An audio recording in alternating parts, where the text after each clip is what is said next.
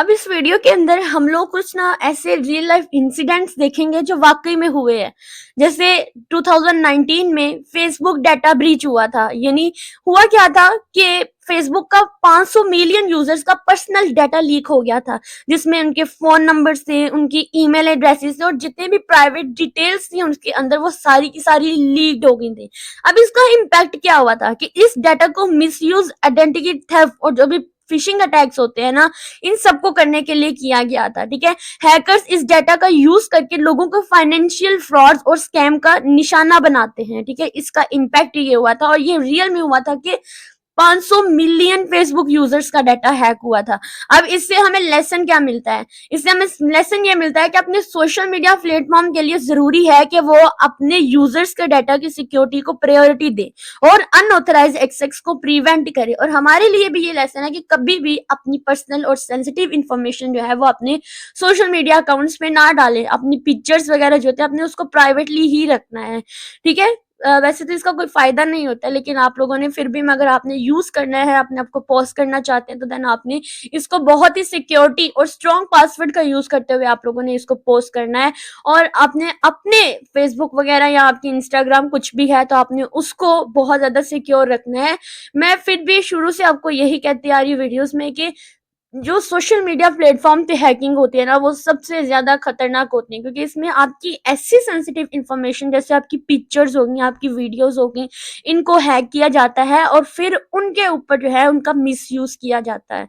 उसके बाद 2017 में क्या हुआ था कि WannaCry रैंसम अटैक, ये एक अटैक था WannaCry। ठीक है, यानी अब ये जो WannaCry रैंसमवेयर था ना, इसने दुनिया भर के कंप्यूटर को टारगेट किया और फाइल्स को इनक्रिप्ट कर दिया था। अटैकर्स ने रैंसम डिमांड किया फाइल्स को अनलॉक करने के लिए। ठीक है, उन्होंने पैसे मांगे थे कि हमें इतने पैसे दे, रैंसम दे, तो हम आपका जो भी फाइल्स हैं वो आपको वापस कर देंगे। इस जैसे हॉस्पिटल, स्कूल्स और जो भी बिजनेस होते हैं ना, उसको काफी नुकसान हुआ और उनके जो भी ऑपरेशन थे वो रिज्यूम करने के लिए रैंसम देना पड़ा। और हॉस्पिटल वालों की अगर फाइल्स चोरी कर ली जाए, किसी बंदे का ऑपरेशन होना है, तो ऑपरेट आप लोग कह सकते हैं कि वो शुरू कर दिया गया है। और उस दौरान अगर आपका ये WannaCry रैंसमवेयर अटैक हो गया, उन्होंने फाइल्स इंपॉर्टेंट अंदर सारी इंफॉर्मेशन ले ली, तो वो अब जब आप उस फाइल्स को ओपन करने की कोशिश करते हैं तो वो लॉक्ड आती हैं।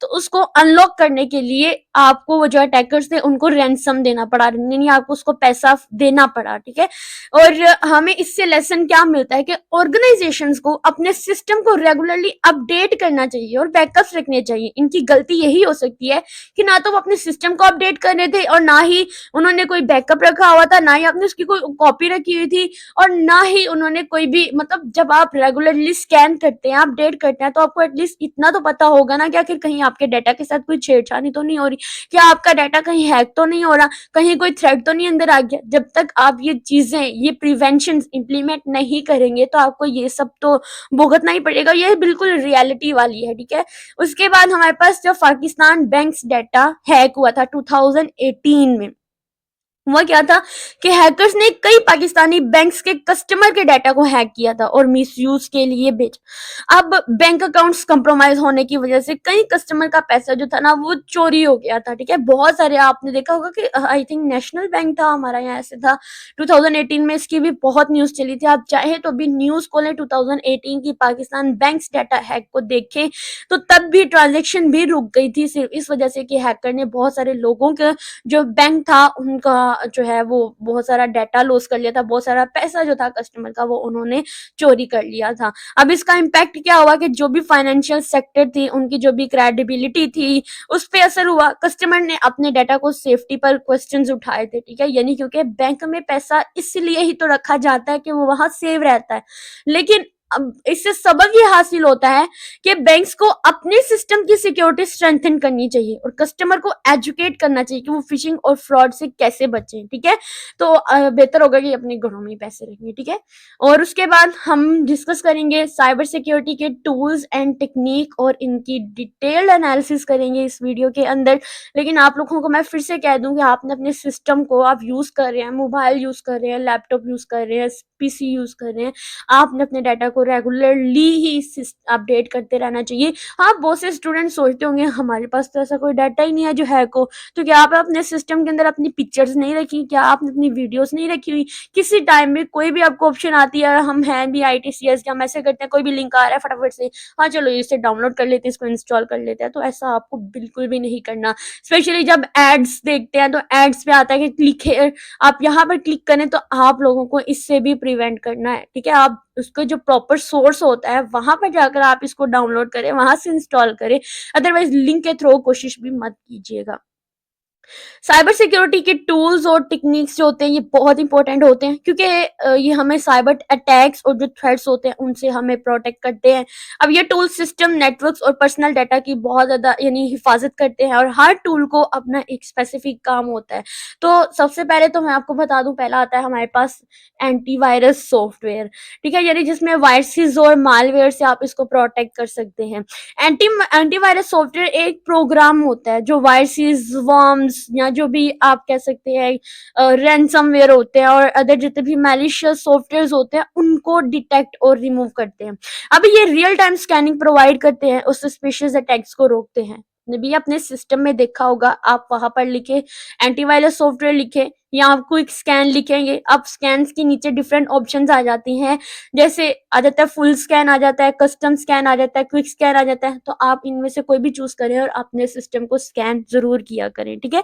अब इसके कुछ फीचर है जिसमें रियल टाइम प्रोटेक्शन आती है, यानी एंटीवायरस सिस्टम आपके सिस्टम को कंटिन्यूसली स्कैन करते हैं और न्यू थ्रेट्स होते हैं ना उनको डिटेक्ट करते हैं। अगर आप एक इन्फेक्टेड फाइल डाउनलोड करते हैं तो एंटीवायरस उसे फौरन से बता देता है कि ये एंटीवायरस जो है यानी कि ये वायरसेस से भरपूर है।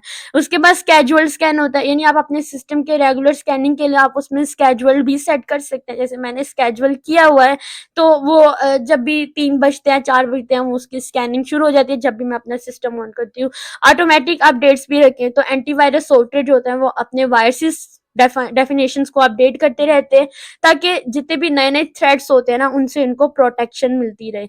और इसके कुछ रियल लाइफ एग्जांपल है कि अगर आपके अगर आप यूएसबी डिवाइस यूज करते हैं तो मालवेयर से इन्फेक्टेड होते हैं, तो एंटीवायरस उसे डिटेक्ट करके ब्लॉक कर देगा। आप अपनी यूएसबी यूज कर सकते हैं, लेकिन चूंकि आपके सिस्टम में एंटीवायरस टूल भी चल रहा है तो वो उस चीज को वो ब्लॉक कर देगा, लेकिन आप अपना डाटा अंदर से ले सकते हैं, ठीक है। कुछ स्टूडेंट होते हैं ना वो इस मामले में बहुत नाजुक सूरत हाल होती है उनकी, कि अगर उनके सिस्टम के साथ अपनी यूएसबी हम लगा देते हैं तो क्या होता है कि वो पहले ऑप्शन, जाहिर बात है कभी भी हम लगाते हैं तो वो एक ऑप्शन देता है कि डिटेक्ट करें, ठीक है, कोई भी वायरस वगैरह डिटेक्शन होती है। तो जब आपका एंटीवायरस है, जब आपका फायरवॉल यूज हो रहा है, तो आप लोगों को कोई टेंशन नहीं होनी चाहिए, क्योंकि वो इस तरह की चीजों को ब्लॉक कर देता है। जितने भी वायरसेस आते हैं तो आप अपना डाटा आसानी से यूज कर सकते हैं। कुछ फेमस एंटीवायरस टूल हैं जिसमें नॉर्टन आता है, मैकअफे आता है, कीस्पर्स्काई आता है, ठीक है, केस्पर्स्काई, उसके बाद एवास्ट आता है, बाइट डिफेंडर आता है। तो ये डिफेंडर तो हमारे अपने लैपटॉप सिस्टम में भी होता है। उसके बाद हम बात करते हैं टूल है फायरवॉल, ठीक है, नेटवर्क ट्रैफिक कंट्रोल। अब फायरवॉल एक सिक्योरिटी बैरियर होता है जो भी ऑथराइज और अनऑथराइज ट्रैफिक के दरमियान में डिफरेंस करता है। अब ये डाटा पैकेट्स को मॉनिटर करता है और उन्हें फिल्टर करता है, ठीक है। फिल्टर का मतलब होता है कि अगर डाटा में कोई भी प्रॉब्लम आ रही है तो वो उसको फिल्टर कर लेता है। अगर इसके फीचर्स की बात करते हैं, इसमें पैकेट फिल्टरिंग आती है, एप्लीकेशन फिल्टरिंग आती है, नेटवर्क एड्रेस ट्रांसलेशन आती है। पैकेट फिल्टरिंग में क्या होता है कि जितनी भी आपकी जो इनकमिंग कॉल्स और आउटगोइंग कॉल्स होती है ना, वो डाटा पैकेट्स को इनकमिंग और आउटगोइंग डाटा पैकेट्स होते हैं ना उनको इंस्पेक्ट करता है और सस्पिशियस पैकेट्स को ब्लॉक कर देता है, ठीक है। आप ये बात याद रख लें कि एक घर है, उसमें एक वॉल लगी हुई है, आप समझ ले वो हमारी फायर वॉल है। अब उस घर में सिर्फ घर के पर्सन ही अंदर आ सकते हैं, बाहर का कोई भी नहीं आएगा, ठीक है। फॉर एग्जांपल अगर घर के पर्सन भी दीवार प्लांग के अंदर आ रहे नहीं अंदर आ रहे हैं, ठीक है, उस वॉल में जो है ना वो आप कह सकते हैं गेट लगा हुआ है, घर के लोग उस गेट से अंदर आ रहे हैं जा रहे हैं, गेट बंद है, लेकिन अगर कोई बंदा उसके दीवार के ऊपर से आएगा तो वो उस फायरवॉल के लिए सस्पिशियस होगा, ठीक है। वो डाटा फायरवॉल के लिए सस्पिशियस होगा और वो क्या करेगा कि वो उसको ब्लॉक कर देगा या वहीं से धक्का मार के उस बंदे को नीचे गिरा देगा, ठीक है। मतलब कुछ ऐसे ही रियल लाइफ एग्जांपल ले ले। उसके बाद आएगा एप्लीकेशन फिल्टरिंग, यानी स्पेसिफिक एप्लीकेशन की ट्रैफिक को अलाउ या ब्लॉक करने की कैपेबिलिटीज हमारे पास इसके पास होती है। नेटवर्क एड्रेस ट्रांसलेशन, यानी जो नेट होता है ना, ये आपके इंटरनल नेटवर्क को हाइड करता है, ताकि हैकर्स होते हैं वो आपके डिवाइसेस को डायरेक्टली एक्सेस ही ना कर पाए। पहले उनको इंटरनली अंदर एक्सेस मिलेगी, फिर ही जाके वो डाटा एक्सेस करेंगे, लेकिन जब तक वो इंटरनली नहीं आएंगे तब तक आपका डाटा आपके डिवाइसेस से हैक नहीं हो सकता। ठीक है, जैसे अगर रियल लाइफ एग्जांपल लेते हैं तो एक ऑफिस नेटवर्क में फायरवॉल इंश्योर करता है कि सिर्फ ऑथराइज एम्प्लॉयज ही सेंसिटिव डाटा को एक्सेस कर सके। इसमें जो फेमस फायरवॉल टूल्स आते हैं उसमें आता है सिस्को, एएसए, सोनिक वॉल, पालो आल्टो, ठीक है, और हमारे पास फोर्टिनेट आता है। ठीक है, ये हमारे कुछ टूल होता है जो हम लोग इसको एनेबल कर सकते हैं। उसके बाद हमारे पास आता है इंक्रिप्शन, यानी आपको पता है कि जो भी आपका डाटा होता है एक उसको अनरीडेबल फॉर्मेट में कन्वर्ट कर देना और फिर ऑथराइज जगह पर जाकर वो डिक्रिप्ट हो जाए, तो ये हमारे इंक्रिप्शन में आ जाते हैं। इंफॉर्मेशन सिक्योरिटी के अंदर ऑलरेडी इस पे बहुत डिटेल में लेक्चर बना हुआ है, आपको जाकर जरूर देख सकते हैं। इसके फीचर्स की बात करें तो इसमें एंड टू एंड इंक्रिप्शन होती है, यानी एक डाटा है दूसरों तक ट्रांसफर होता है तो वो इंक्रिप्ट होता है। फिर डाटा इंटेग्रिटी होती है कि यानी कि डाटा उसमें देखना होता है कि जो भी डाटा है क्या वो बिल्कुल एक्यूरेट है ना। देन उसके बाद पब्लिक की इंफ्रास्ट्रक्चर, यानी इंक्रिप्शन के लिए पब्लिक और प्राइवेट की का यूज होता है। जैसे ऑनलाइन बैंकिंग ट्रांजेक्शन में हम लोग कोई भी पीकेआई जो होता है ना वो यूज करते हैं। इसके लिए जो फेमस इंक्रिप्शन टूल्स है वो आपके लिए आता है वेराक्रिप्ट, एग्स्क्रिप्ट और बाइट लॉकर। ठीक है, उसके बाद पेनिट्रेशन टेस्टिंग आती है, तो उसके बाद हमारे पास टू फैक्टर ऑथेंटिकेशन आते हैं, और देन यहाँ तक हमारे जो है वो टूल्स जो है वो कंप्लीट हो जाएंगे। अगर पेनिट्रेशन टेस्टिंग की बात करें तो पेनिट्रेशन टेस्टिंग एक प्रोसेस होता है जिसमें एथिकल हैकर्स एक सिस्टम या नेटवर्क्स को अटैक करते हैं वल्नरेबिलिटीज को आइडेंटिफाई करने के लिए। ठीक है, हम लोग पेनिट्रेटिंग टेस्टिंग करते हैं। ये बेसिकली क्या एक प्रोसेस होता है जो कि एथिकल हैकर्स या अटैकर्स होते हैं जो सिस्टम के या नेटवर्क्स के उनकी वल्नरेबिलिटीज को आइडेंटिफाई करते हैं। इसकी अगर फीचर की बात करें इसमें आता है रिस्क असेसमेंट, यानी ये टेस्टिंग आइडेंटिफाई करती है कि कौन सा एरिया ज्यादा रिस्क में होता है। एक्सप्लोरेशन, यानी जो वेलनरेबिलिटीज होती है उसको एक्सप्लॉइट करके उनके इम्पैक्ट को एनालिसिस किया जाता है। देन एक डिटेल रिपोर्ट प्रिपेयर की जाती है जो वेलनरेबिलिटीज और उनको फिक्स करने का सोल्यूशन एक्सप्लेन करती है। जैसे अगर एक e commerce website penetration testing करवाती है ताकि हैकर्स के लिए सेंसिटिव कस्टमर डाटा एक्सेस करना बहुत मुश्किल हो जाए। अगर मैं फेमस पेनिट्रेटिंग टेस्टिंग टूल बात करती हूँ तो इसमें आपके पास मेटास्प्लॉइट आ जाता है, काली लिनक्स आ जाता है एंड नेस्यूज आ जाता है। ठीक है, तो उसके बाद हमारे पास इनमें सबसे ज्यादा कॉमन अगर मैं आपको बताऊं ना तो आपके पास काली लिनक्स ही होती है। ठीक है, देन टू फैक्टर ऑथेंटिकेशन की बात की जाए तो टू फैक्टर ऑथेंटिकेशन एक एक्स्ट्रा सिक्योरिटी लेयर होती है जो इंश्योर करती है कि अनऑथराइज्ड यूजर ही किसी सिस्टम या अकाउंट को एक्सेस करें। सॉरी, ऑथराइज यूजर ही, यानी टू फैक्टर ऑथेंटिकेशन का मतलब होता है कि एक के ऊपर दूसरी लेयर सिक्योरिटी की सिर्फ और सिर्फ ऑथराइज यूजर ही किसी सिस्टम या अकाउंट को एक्सेस कर सकते हैं।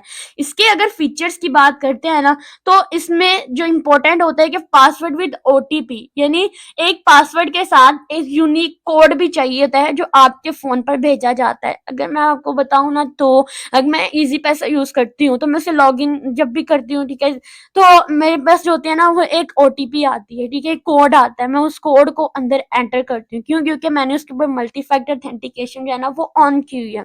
बायोमेट्रिक ऑथेंटिकेशन आती है, जैसे फिंगरप्रिंट है या फेस रिकॉग्नाइजेशन है, इनका यूज करके इनको एक्सेस करने के किया जाता है। ठीक है, हमारी ऑथेंटिकेशन सबसे बेस्ट होती है। उसके बाद बैकअप कोड्स होते हैं, अगर आपका ओटीपी या बायोमेट्रिक आपके पास अवेलेबल नहीं है तो आप बैकअप कोड का यूज करके भी इसको जो है ना सिक्योर कर सकते हैं। यानी जब आप अपनी जीमेल अकाउंट लॉगिन करते हैं तो पासवर्ड के साथ एक ओटीपी भी आपको एंटर करना पड़ता है। ठीक है, एक कोड आता है आपकी ईमेल पे, आपको उसको लगाना पड़ता है। अगर इसकी बात करते हैं इसमें कौन कौन से टूल यूज होते हैं तो इसमें गूगल ऑथेंटिकेटर, माइक्रोसॉफ्ट ऑथेंटिकेटर और ऑथी होता है। तो सबसे कॉमन जो है वो आपका माइक्रोसॉफ्ट ऑथेंटिकेटर ही होता है। तो अब आता है कि आप अगली वीडियो में हम लोग डिस्कस करेंगे कि हम किस तरह से अपने जो डाटा है या अपने आप को सिक्योर बना सकते हैं। तो आज की वीडियो यही थी, हमने कुछ रियल लाइफ जो वाकई में इंसिडेंट्स हुए थे, किस तरह से फेसबुक का जो है लोगों के अकाउंट्स हैक हुए, बैंक पाकिस्तान का जो था वो हैक हुआ।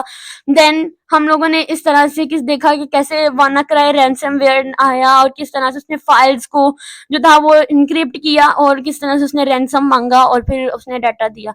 तो आज की वीडियो वीडियो में ये इम्पोर्टेंट बात थी और होप सो आप लोगों को ज़रूर समझ आई होगी कि और आप लोगों को फिर से नेक्स्ट वीडियो के अंदर बहुत ही इंटरेस्टिंग चीज़ बताएँगे कि आप किस तरह से अपने आप को सिक्योर रख सकते हैं, किन-किन तरीकों का यूज़ करते हुए, तो वो वीडियो लाज़मी देखिएगा। तब तक के लिए वीडियो को देखें और इसको भी लाइक करें। Thank you.